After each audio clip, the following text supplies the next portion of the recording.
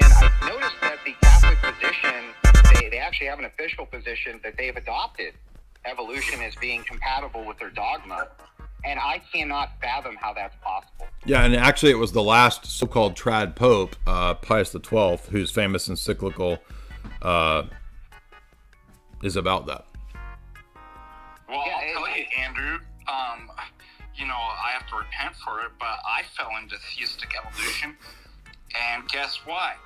And how that happened is he's a good guy despite where he comes from, his faith, but Jesuit priest had me started reading like Bernard Lonergan, which is a neo-Thomist and stuff like this.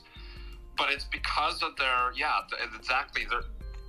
theology that allows them in kind of a break. I'd say, Jay, it even goes back to Chardin, right? In some of these people where you start to get this kind of embracing of secularism. Well, I mean, theology itself. So I think the specific, the theological place that would allow for it is Aquinas, because Aquinas believes that there's death before the fall. He argues that animal death and predator-prey relationships existed before the fall, so that you get this idea in Aquinas of natural death. To Orthodox people, all death is unnatural. There's no such thing as, quote, natural death at all. So my argument has been for a long time that it's actually Aquinas that inadvertently paved the way for the possibility of theistic evolutionists using Humanum Janus.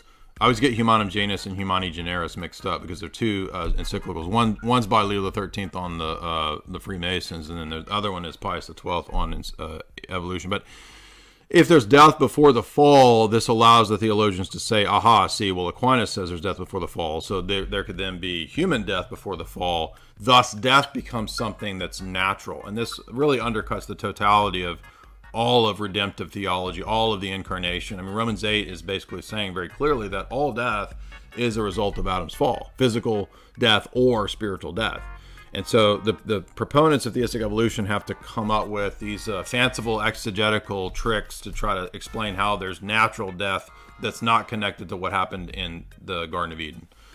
There is no such thing as natural death that's not in the Garden of Eden. And by the way, the canons of Trullo, accepted at the Sixth Council, actually condemn anybody who says that there's death before the fall. So, I'm not the judge of everybody in the Orthodox world, because I know a lot of people do still believe in theistic evolution. I don't believe that it's compatible with Orthodox theology, but because so many people have been immersed in this, like Father Deacon's talking about, I don't automatically just cancel every Orthodox person out who believes in theistic evolution, because I understand that it's just like it's the air that we breathe, right? Is everybody believes in evolution.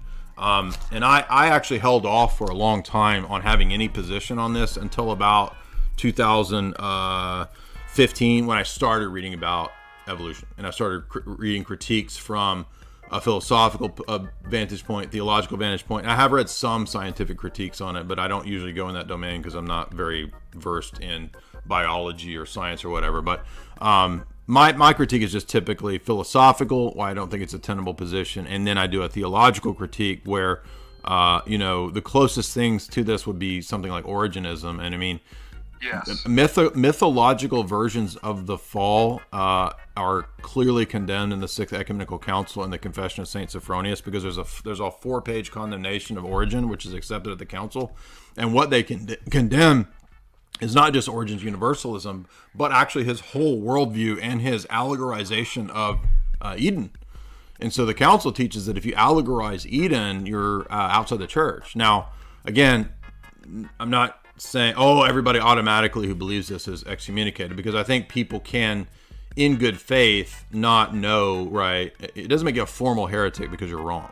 Formal heresy is when people obstinately teach and persist in error. So, I disagree with quite a few people that I respect in the Orthodox world who believe in theistic evolution, but I don't think they're believing it with ill will. I think they actually believe that it's a coherent position, but I don't think that it is. I'd also say that. Sorry, go ahead.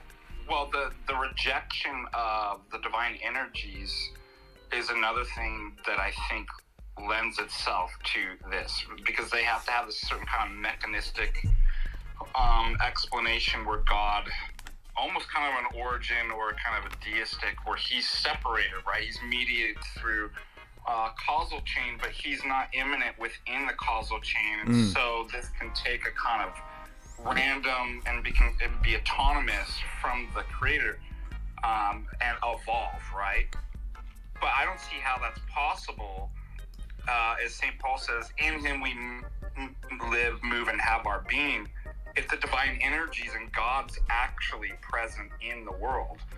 So I think that's another thing too that's often overlooked, that it's like they reject the energies, and they have therefore a particular Thomistic understanding, Aristotelian understanding of causality. Yeah. That allows them to fall into this error. That's a great point. Yeah. Well, I still don't really understand, though, how you can take the position at all, because as Jim Bob kind of rightly pointed out during that debate, evolution does come with a story. And you do have to believe that story in order for it to even make any sense. And the story is contradictory to Genesis. Sure. I mean, just no matter what, it's contradictory. Yeah, to Genesis. I think that's the case. Yeah. I just don't understand how that can even be reconciled. I don't think it can, but mumbo jumbo, I can figure out that'll reconcile it. I don't think it can, but I think that a lot of people just kind of maybe reserve judgment, or they're sometimes people are better than their theology, right? I mean, they're not intentionally trying to believe or bring into the church some heresy. But they also may not know the arguments. I mean, I didn't know that the Confession of St. Sophronius, had that 4-page condemnation of Origenism and, condemning allegorizations of Genesis until, a few years ago when I read it. So I might have thought, well, hey, there's some way that it's compatible. But now knowing that, I don't see how. But not everybody even necessarily knows that. You know what I mean? Yeah.